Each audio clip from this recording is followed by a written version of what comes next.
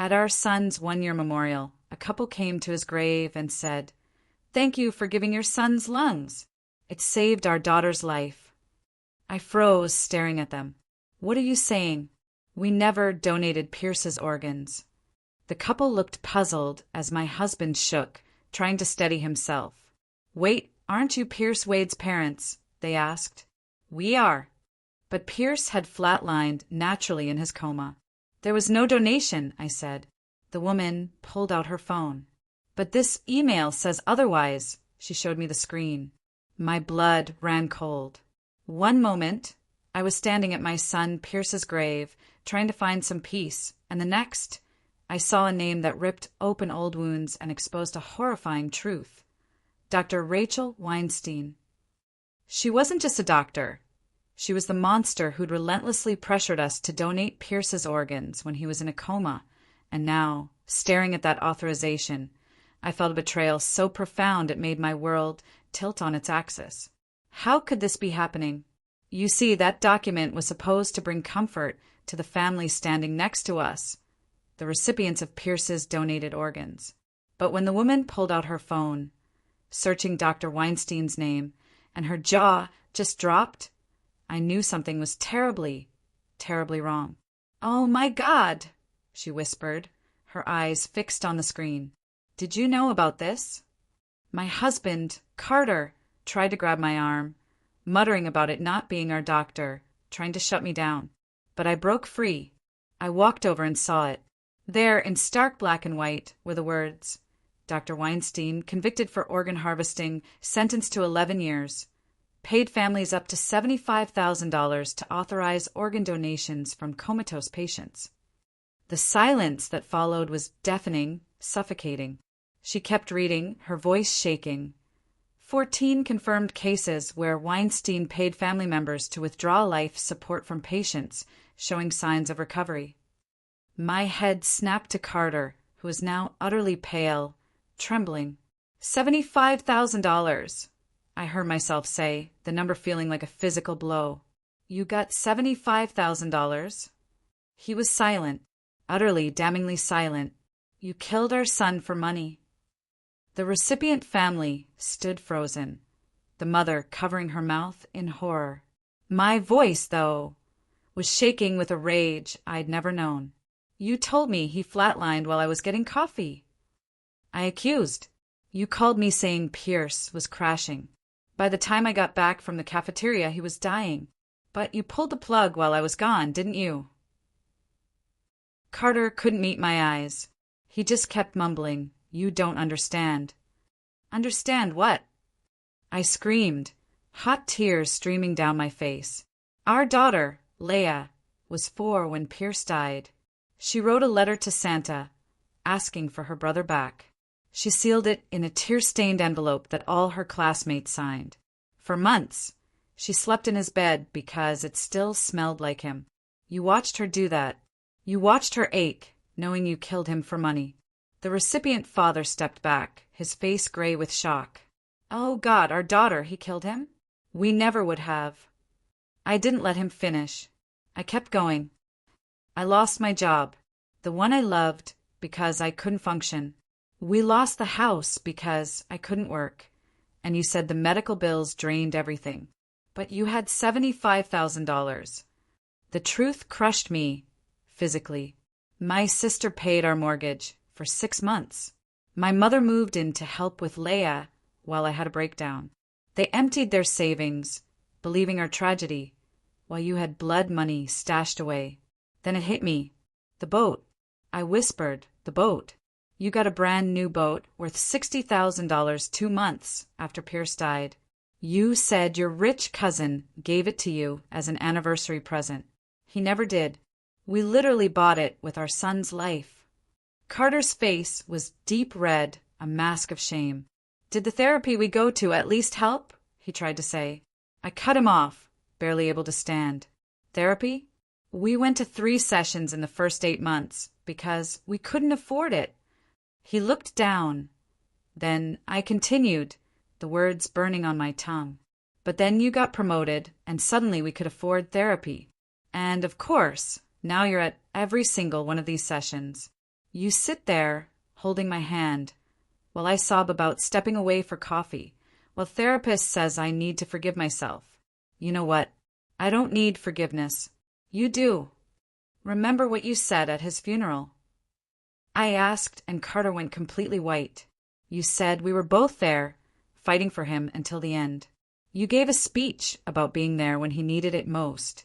People called you Father of the Year, while I was the mother who stepped away. The recipient couple were breaking down, the mother throwing up beside a headstone. Dr. Namari said he was showing improvement. I continued, remembering the details now, seeing everything through this new, horrifying lens. Our boy squeezed my hand the day before. The doctor said he would wake up. His grandma was knitting him a sweater for the day. He woke up, while you were making sure he would never wear it. Carter was trembling uncontrollably. Leia still draws pictures for him, I said, my voice quiet now but cutting like glass. Every week for his grave. She asks if he can see them from heaven. She's 6 now and still asks why God needed her brother more than she did. You destroyed her childhood for $75,000. My parents blamed themselves too. I added, the injustice of it all overwhelming.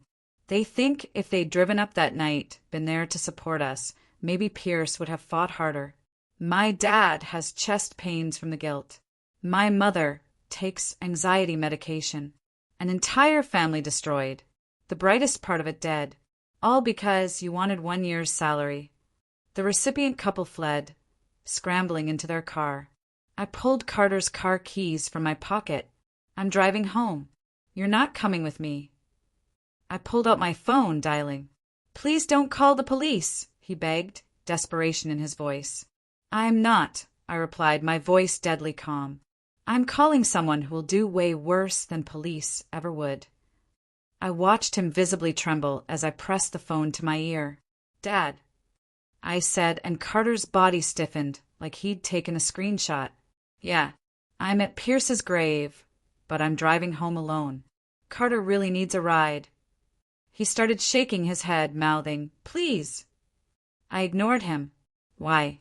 He'll just explain himself when you get here. You'll be here in 20? Perfect. I hung up and just stared at Carter. Your father, I said, cutting him off one last time, is an ex-Marine who loved Pierce more than life itself. He's driving you home, and once you're inside, you're going to tell him exactly what you did. I walked to my car, leaving him standing there. My dad has buried men for less than what you did. Good luck. 20 minutes felt like 20 years. I stood there in the cemetery, watching the road, until Dad's black truck finally turned through the gate. I could see his white knuckles gripping the steering wheel even from 50 feet away. Carter started backing away from me, but there was nowhere to go except toward that truck. Dad didn't even look at me. His eyes were locked on Carter through the windshield, like he was tracking a target. Carter's shoulders hunched forward. He walked to the passenger door like a man heading to his own execution. Dad sat there, stone-faced, and didn't reach over to unlock it until Carter had to tap on the window. The click of the lock sounded like a gunshot in the quiet cemetery. Carter climbed in, and I turned and walked to my car without looking back. If I'd seen Dad's face right then, I might have broken down completely. My hands were shaking so bad when I got in the driver's seat that I dropped the keys twice before getting them in the ignition. I had to grip the wheel with both hands just to back out of the parking space. I made it maybe 2 miles before I had to pull over at a gas station. My vision was blurring from tears, and my chest felt like it was crushed in a vice. I sat there in the parking lot, recording everything on my phone while it was fresh, talking through sobs about the email the couple showed me. The exact $75,000. Every single word Carter said, or didn't say, when I confronted him. 10 minutes of recording turned into 20 as I remembered more details. How he grabbed my arm, how he went pale when I mentioned the boat, how he couldn't look at me when I talked about Leia's letter to Santa. I had to pull over again 3 blocks from home because my hand started shaking worse. This time I recorded about Dr. Weinstein and the pressure she put on us how Carter was always the one who met with her alone while I stayed with Pierce. When I finally made it home, Mom's car was in the driveway. I could see her through the kitchen window with Leia at the table doing a puzzle. Everything looked so normal it made my stomach churn. I walked in through the back door, and Leia jumped up, running to me. I dropped to my knees and pulled her into the tightest hug, telling her I loved her about 10 times before looking up at Mom. I mouthed that I needed her to take Leia for the night, and Mom just nodded, no questions asked. She could see something was very, very wrong. Leia showed me the puzzle piece she'd found that looked like a butterfly, and I told her how smart she was while Mom started packing her overnight bag. Within 15 minutes, they were gone. The house was silent. That evening, I opened my laptop and found the video my cousin posted of Pierce's funeral on Facebook. There he was, Carter, at the podium in his black suit, talking about how we both fought for our son until the very end. His voice was steady and strong as he said we were both there when Pierce needed us most. I had to run to the bathroom to throw up when he talked about the sacred duty of parents to protect their children. I went back and watched it 3 more times, each viewing making me sicker as I noticed things I'd missed before. How he kept adjusting his tie when he mentioned being at the hospital. How his voice cracked, not with grief, but with something else entirely when he said Pierce's death wasn't in vain. The video had over 200 comments, calling Carter brave and strong, saying what amazing parents we were. I screenshotted every single one, knowing these same people would learn the truth soon enough. I logged into our online banking and started going through statements from 2 years ago, searching for any large deposits after Pierce died. And there it was on the screen, making my blood freeze all over again. 3 separate cash deposits of $25,000 each, split across 2 weeks after Pierce's death, all marked as gift in the memo line. I remembered Carter telling me his cousin had helped with funeral expenses. Something felt so wrong about how Carter kept meeting with Dr. Weinstein alone while I stayed with Pierce. Why was he always the one handling those private conversations? The way he immediately tried to grab my arm and shut down the conversation at the grave. I downloaded every statement from that period and found more, smaller cash deposits. $5,000 here, $3,000 there. Always just under the reporting limit and always with vague descriptions. The boat dealership's website still had the sales listing cached in Google. When I clicked through, I found the exact date of purchase was 32 days after Pierce died, and the sale price was $58,000 cash. I took screenshots of everything, emailed them to myself 3 times at different email addresses, saved them to the cloud, printed hard copies, and put them in a folder I hid in the garage behind old paint cans.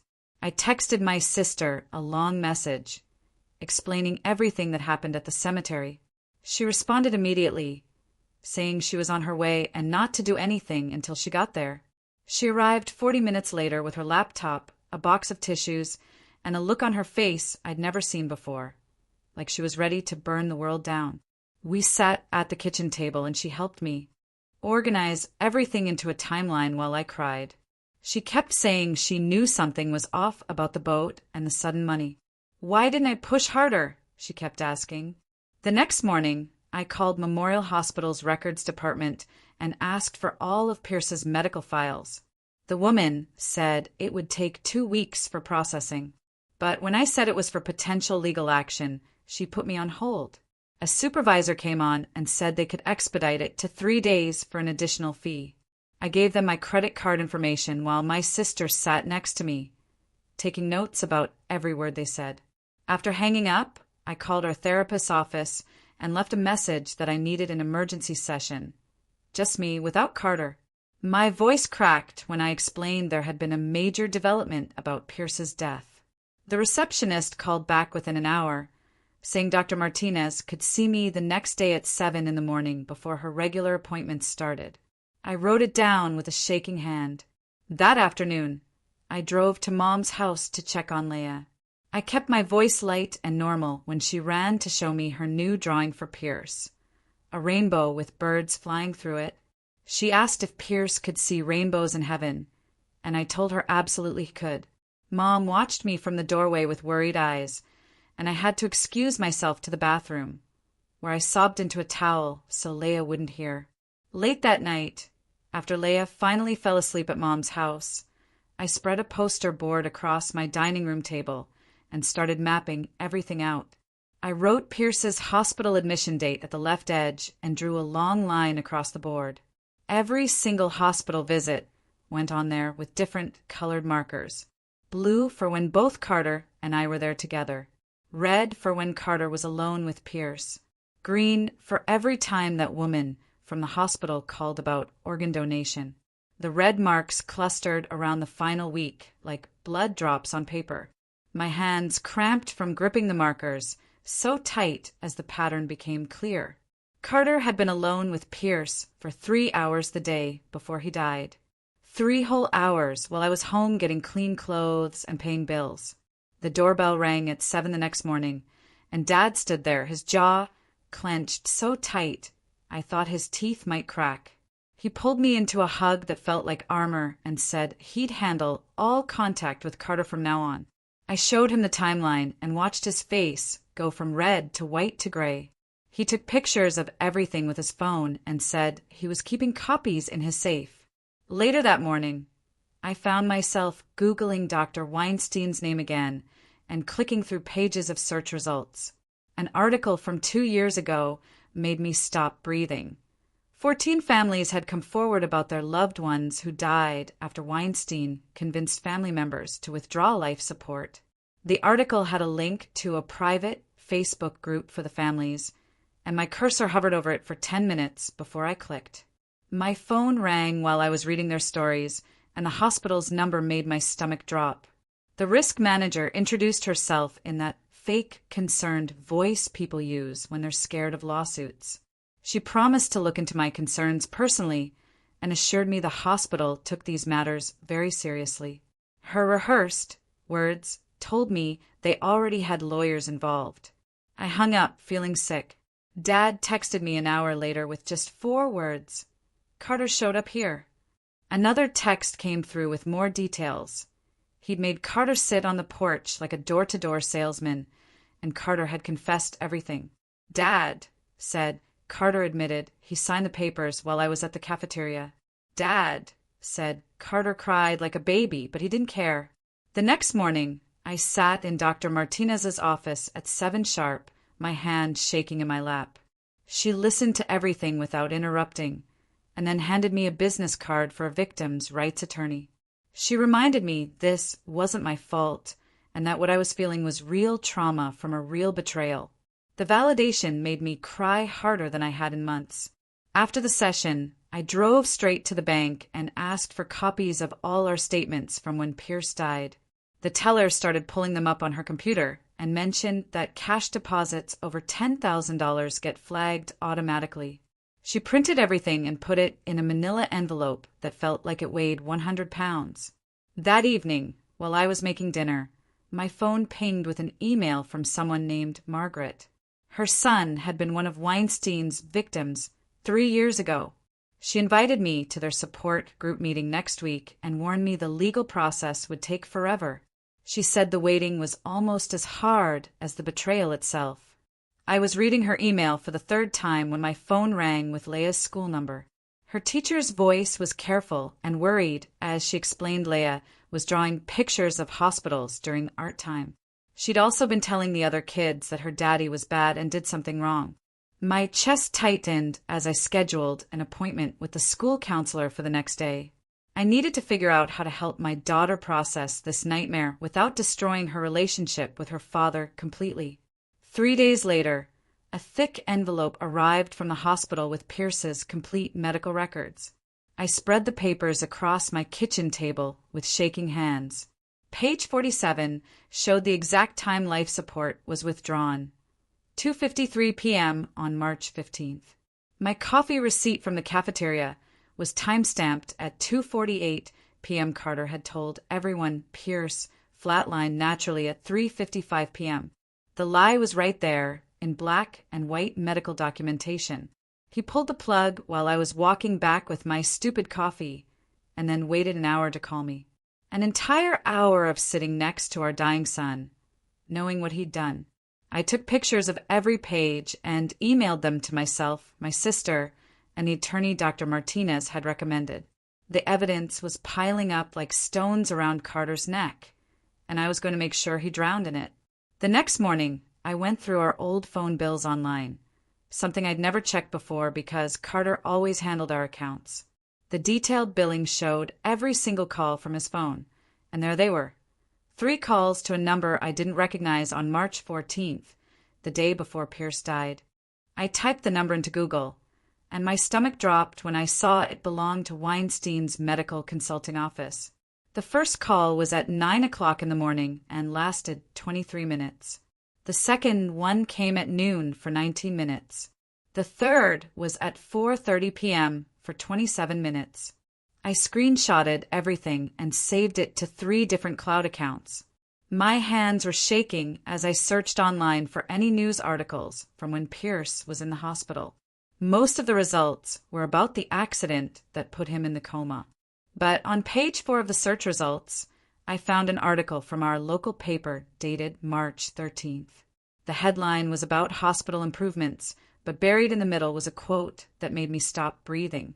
Dr. Namari had told the reporter that several coma patients at Memorial were showing encouraging signs of neurological improvement and might wake up within weeks. The article didn't name patients, but the timing was exactly 2 days before Carter pulled the plug on Pierce. I printed 20 copies of the article and highlighted Namari's quote with a yellow marker on each one. That afternoon, Dad showed up at the house with the phone records I'd emailed him. His face was stone cold as he drove straight to Carter's apartment without telling me he was going. 2 hours later, Dad texted me that Carter admitted getting the money, but swore he thought Pierce had no chance anyway. Dad said Carter cried like a baby and begged him not to tell me about the confession. But Dad recorded the whole thing on his phone. My phone buzzed with a text from an unknown number while I was reading Dad's message. The recipient mother had gotten my number somehow and was asking if we could talk because her daughter was alive, thanks to Pierce. But she couldn't live with the guilt of benefiting from what Carter did. I stared at her message for 10 minutes before typing back that I'd think about it. 3 days later, I sat in the office of a victim's rights attorney that the support group had recommended. She looked at all my evidence and explained that criminal charges against Carter were unlikely because proving intent would be nearly impossible.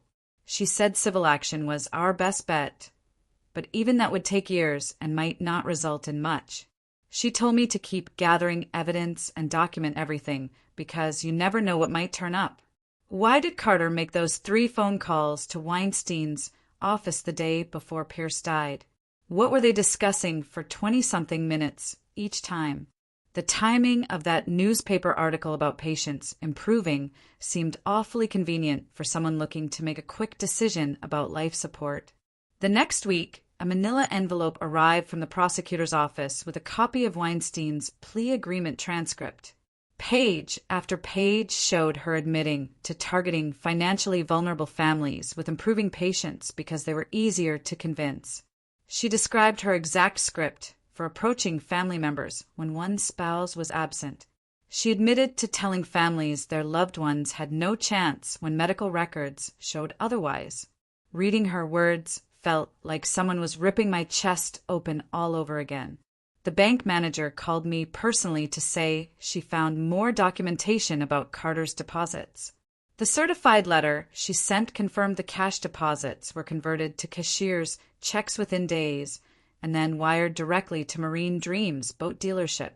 The paper trail was so clear that even a child could follow the money from Pierce's death to Carter's new toy. I drove to our old house, where Carter was staying temporarily, and demanded he sign a financial restraining order I had drawn up. Dad sat in his truck in the driveway with the engine running, making sure Carter knew he was there. Carter's hands shook as he signed the papers without even reading them. He kept looking out the window at Dad's truck and sweating through his shirt. The first support group meeting was held in a church basement downtown, and I almost turned around 3 times before walking in. 7 other parents sat in a circle.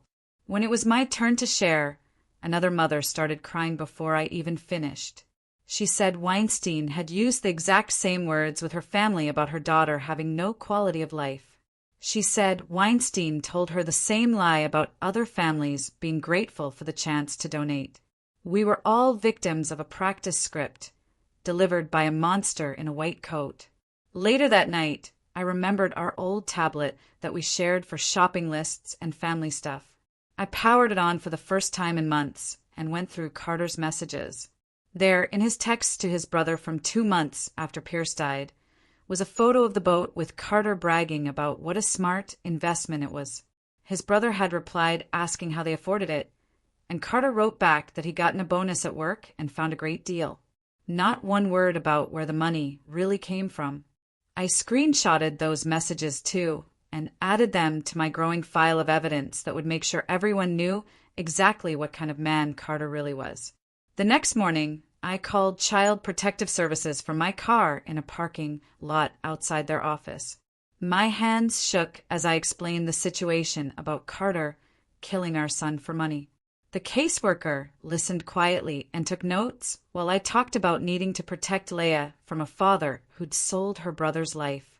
She told me to document everything and suggested I file for emergency custody with supervised visitation only. I wrote down every word she said and asked her to email me the forms I'd need. She explained that with evidence of financial exploitation and medical fraud, the court would likely grant temporary orders fast. I filled out the paperwork right there in my car, using the steering wheel as a desk.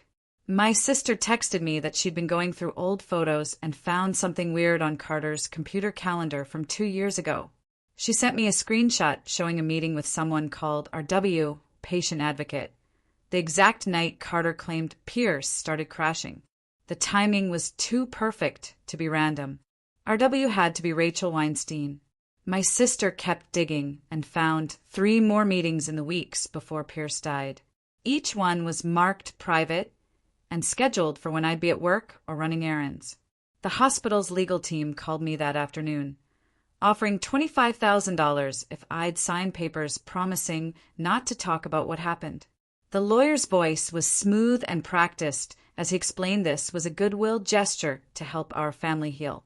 I told him silence is what let Weinstein hurt 14 families and hung up. He called back immediately and raised the offer to $50,000. I blocked the number. That evening, my phone buzzed with a voicemail from Dr. Namari, who I hadn't heard from since Pierce died. His voice sounded broken as he said he'd been reviewing Pierce's file after hearing about the investigation. He confirmed that he'd recommended waiting at least another week before any decisions about life support. Pierce's brain activity had been improving, and there were signs of responsiveness that suggested recovery was possible. He said he told Carter this directly, but Carter insisted Pierce wouldn't want to live that way. Namari's voice cracked when he said he should have pushed harder, and he'd testify if needed. I saved the voicemail 3 different places and transcribed every word.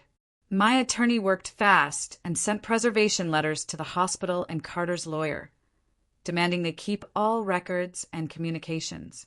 She explained this would stop them from destroying evidence and create legal consequences if anything went missing. The letters went by certified mail and email to make sure there was proof of delivery. She also filed discovery requests for every single document related to Pierce's care and Weinstein's involvement. The legal machinery was slow, but at least it was moving. 2 days later, Carter's boss called me asking if the allegations were true because Carter had listed me as his emergency contact. I told him about the criminal investigation and the evidence we found. Within an hour, Carter was suspended pending investigation by his company's ethics board. He texted me 17 times begging to talk, but I didn't respond. Dad reminded me to stay strong and not give him any ammunition to use against me. We met at Denny's the following week with both our lawyers sitting at the table like referees. Carter looked terrible, with dark circles under his eyes and clothes that didn't match. His lawyer did most of the talking while Carter stared at his hands. Finally, Carter spoke up and admitted he'd been scared of losing the house when Pierce got sick. He said Weinstein convinced him Pierce's organs could save other kids, and at least his death would mean something. He claimed he thought Pierce was already gone mentally, even though the doctor said otherwise. His lawyer touched his arm to make him stop talking, but Carter kept going. He said the money felt dirty, but we needed it for Leia's future. I wanted to throw my water at him, but my lawyer grabbed my wrist under the table. That night, I found Leia's letter to Santa in the memory box I kept in my closet. Her 4-year-old handwriting was shaky, but you could read every word, asking for Pierce to come back. The paper still had tear stains that had warped the crayon marks. I sat on my bedroom floor, reading it over and over until something finally clicked in my brain. I didn't need to forgive myself for getting coffee because I didn't do anything wrong. Carter was the one who needed forgiveness, but he'd never get it from me. The complete medical logs arrived by courier 3 days later in 2 bankers' boxes. My attorney and I spent 6 hours going through every page with highlighters and sticky notes. There it was in black and white on page 847. Weinstein had marked the consent as obtained with both parents present when the timestamp showed I was logged into the cafeteria register buying coffee. The falsification was so obvious that my attorney actually laughed. She said this alone could get Weinstein more prison time and destroy any defense Carter might try to build. We made color copies of everything and stored them in 3 different locations. Dad came over that weekend and helped me set up a recording app on my phone that would automatically save everything to the cloud. He showed me how to activate it quickly and how to position my phone to get clear audio. We practiced different scenarios like Carter showing up at the house or approaching me in public. Dad said building an airtight case meant being ready for anything and documenting every single interaction. He bought me a small camera for my car and helped install it to record if Carter tried to confront me in the parking lot. We were creating a wall of evidence that would protect Leia and make sure justice actually happened this time. 3 weeks later, the hospital's legal team called my attorney with a new offer, this time for $200,000 with no NDA attached. My lawyer laid out the papers on her conference table and pointed to each section while I tried to focus. The money would secure Leia's college fund and therapy through high school. My hands shook as I held the pen over the signature line. Taking their money felt like letting them buy their way out of accountability. But watching my daughter struggle in school because I couldn't afford the special counselor she needed felt worse.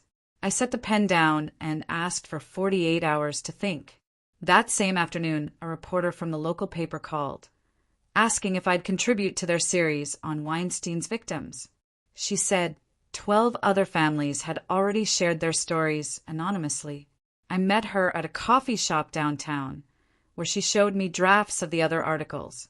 One mother described finding her husband's secret bank account 6 months after their son died.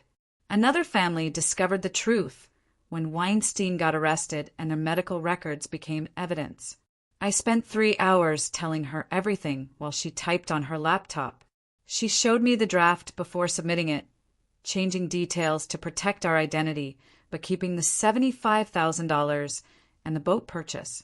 Seeing our nightmare typed out in black and white made my stomach turn. 2 days later, the article ran on the front page with the headline, "The Price of Trust." My phone buzzed nonstop with texts from people who recognized our story despite the changed names. Pierce's brain was actually getting better, according to Dr. Namari. Carter told the Dr. Pierce wouldn't want to live that way. That makes me wonder what Carter was really thinking during those secret meetings with Weinstein before everything happened. The recipient mother emailed me that night with 3 pages of apology and an offer to testify about what they witnessed at the cemetery. She attached medical studies showing Pierce's type of brain activity often led to recovery. Her daughter was doing well, but carried survivor's guilt, knowing another child died for her to live. They wanted to join our push for hospital oversight reform. I printed the email and added it to my evidence binder. The next morning, I drove to the courthouse and filed for legal separation. The clerk handed me packet after packet of forms while explaining the custody evaluation process. I requested supervised visitation for Carter and sole legal custody for medical and educational decisions. The filing fee emptied my checking account, but Dad wrote me a check before I could even ask. Within a week, Carter got served at his apartment and immediately called the house phone 17 times. I didn't answer and saved the voicemail transcript showing his panic. My attorney helped me draft a formal custody proposal, giving him every other weekend with a court-appointed supervisor. 2 weeks into the separation proceedings, Carter's lawyer delivered his written statement to mine. The document claimed Weinstein told him Pierce was technically brain dead with no meaningful chance of recovery. But the medical records, I gathered, showed Pierce's brain scans improving daily before his death. Carter's statement also said, "I agreed to the decision verbally before leaving for coffee." My attorney laughed out loud reading that part, since the security footage showed me walking to the cafeteria alone, crying. She highlighted every contradiction and filed it as evidence of ongoing deception. Through my Freedom of Information request, I finally got the hospital's internal audit from the year Pierce died. The 50-page report detailed 6 complaints about Weinstein pressuring families before any criminal investigation started. Hospital administrators held 3 meetings about her aggressive patient advocacy, but took no action. 1 page showed she generated more organ donations than any other coordinator in the state. The hospital's own ethics board flagged her numbers as statistically impossible without coercion. I made 5 copies and sent 1 to the newspaper reporter.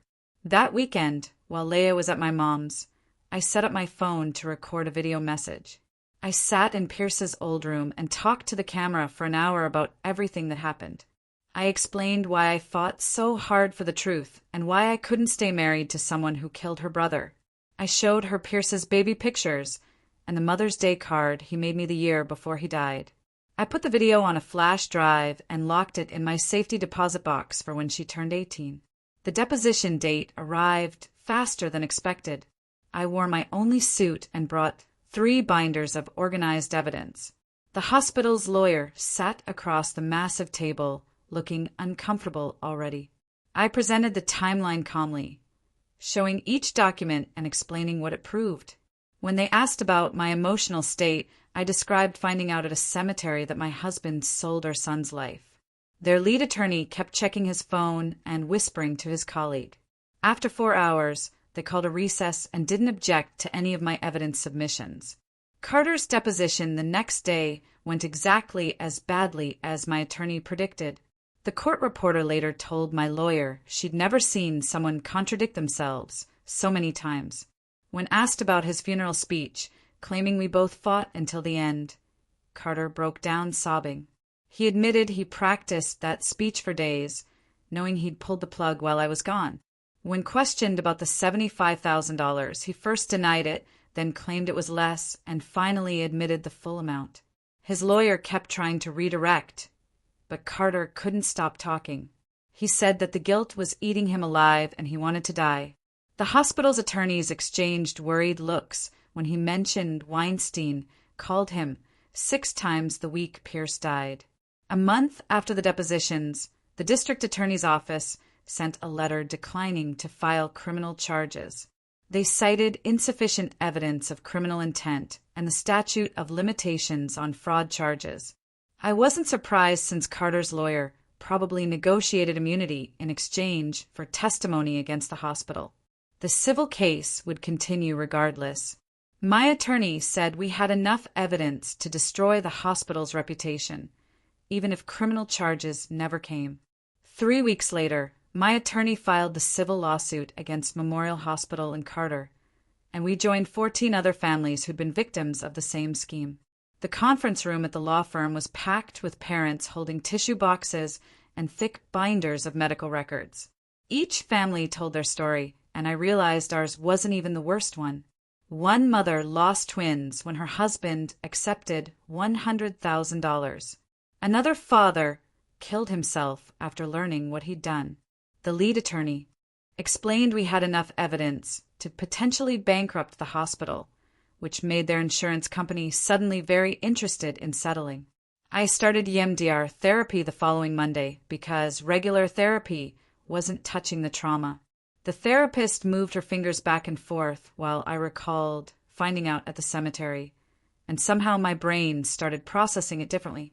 That first session left me exhausted, but something shifted. I actually slept 8 hours that night without waking up screaming Pierce's name. The nightmares didn't stop completely, but they changed from reliving that cemetery moment to just regular bad dreams. My body stopped feeling like it was constantly on alert. The court issued an order freezing all marital assets 2 days after we filed for divorce. Carter's lawyer tried arguing the boat was a gift from his cousin, but I had the bank records showing the cash deposits and wire transfers. The judge looked disgusted when she reviewed the evidence and ordered the boat listed for immediate sale. Carter stood there watching his $60,000 toy get taken away, the same boat he'd been posting pictures of on social media while I was planning Pierce's funeral. The marina called me when they came to repossess it and found personal items still on board, including Pierce's old life jacket that Carter had kept as some sick trophy. I met the recipient mother at a coffee shop downtown after weeks of texting back and forth. She brought a photo album showing her daughter healthy and playing soccer. The girl had Pierce's liver and was thriving after years of being too sick to leave the hospital. Part of me wanted to hate this child, but I couldn't. She was innocent in all this.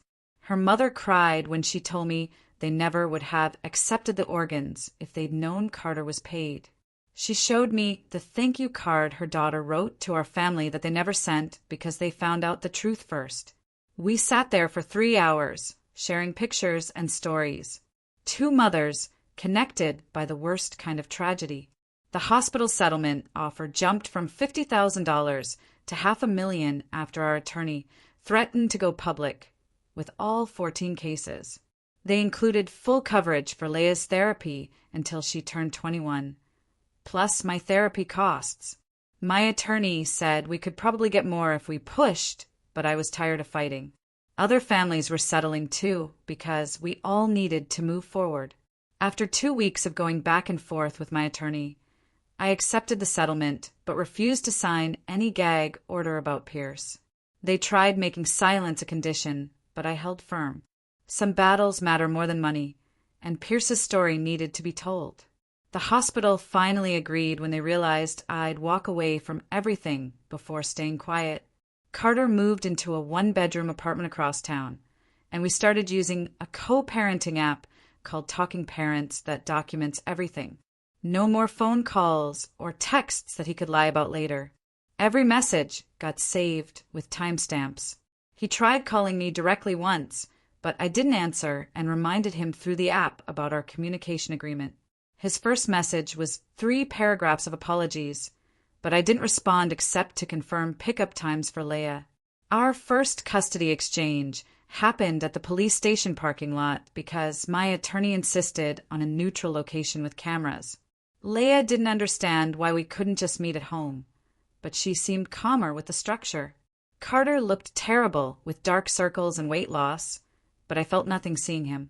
He tried to hand me an envelope, but I pointed to the custody box we'd agreed to use for exchanges. The officer on duty watched the whole thing and nodded when I drove away. 2 months after everything started, I finally spoke at the support group meeting without blaming myself for getting coffee.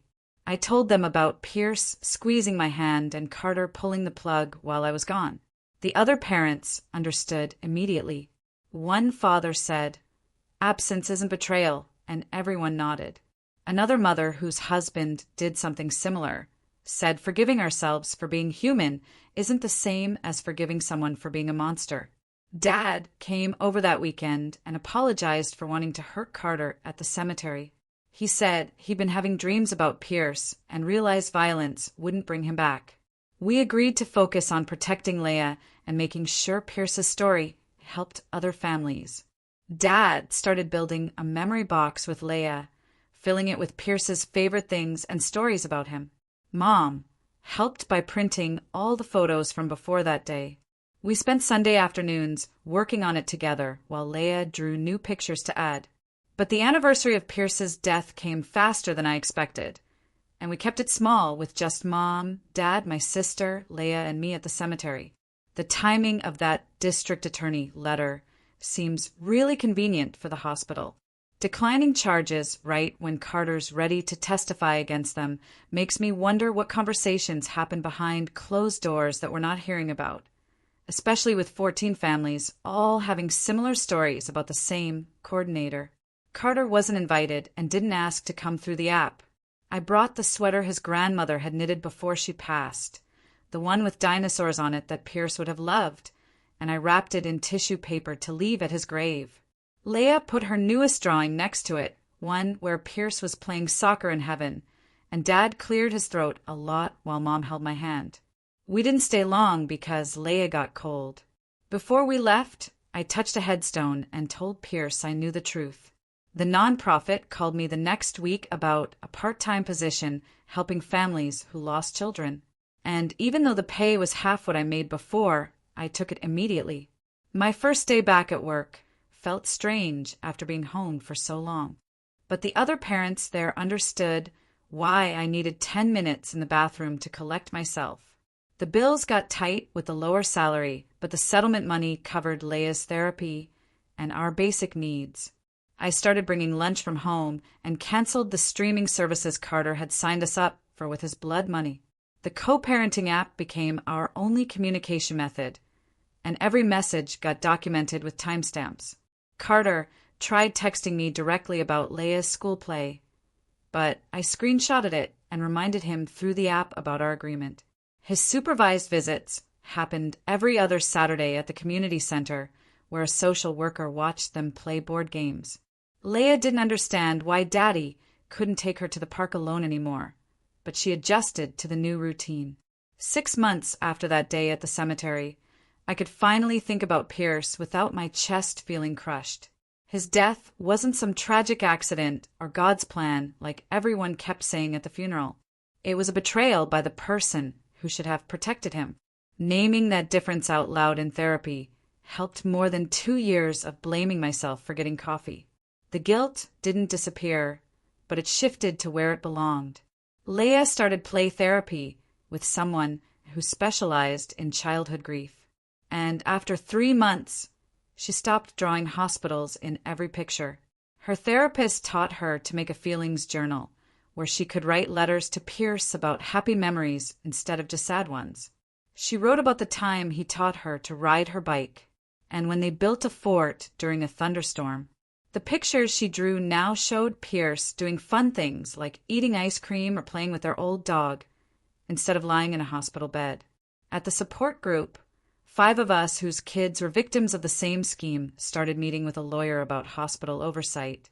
We spent Tuesday nights going through policies and procedures, marking every place where safeguards failed our children. 3 months later, we presented our recommendations to the hospital board, and they actually listened because their lawyers knew we could make things very public. The new protocols we helped create required 2 independent doctors to sign off on any end-of-life decision and banned financial incentives for organ procurement. My sister introduced me to someone from her gym who'd lost his wife to cancer 3 years ago. We met for coffee first, and he didn't flinch when I told him about Carter and Pierce. Just nodded and said, "Trust takes time to rebuild." He understood why I checked my phone constantly during our first dates to make sure Leah was okay with a babysitter. After 2 months, I let him meet Leah at a playground, and she liked that he pushed her high on the swings without me having to ask. He never tried to be her dad, just a friend who happened to know her mom, and that made everything easier. Life started feeling possible again, even though it looked nothing like what I planned when Pierce was alive. Some mornings I woke up without immediately remembering he was gone. Then the guilt would hit for forgetting, even for a second. But Leah laughed more now. Real belly laughs while watching cartoons or playing with friends. Not the forced smiles from right after. I caught glimpses of Pierce in her expression sometimes. The way she scrunched her nose when concentrating or how she tilted her head when asking questions. Those moments hurt, but they also felt like gifts. Little pieces of him, still here in his sister. The resurrection I prayed for never came. But seeing Pierce live on through Leia's laugh mattered more than any miracle could have. So that's my story. It's been a long, brutal journey to get here. I still have days where I feel like I'm drowning. But I also have days filled with hope and most importantly with Leia's laughter. What would you have done in my shoes? How do you even begin to rebuild after a betrayal this deep? Let me know in the comments below. I really want to hear what you think.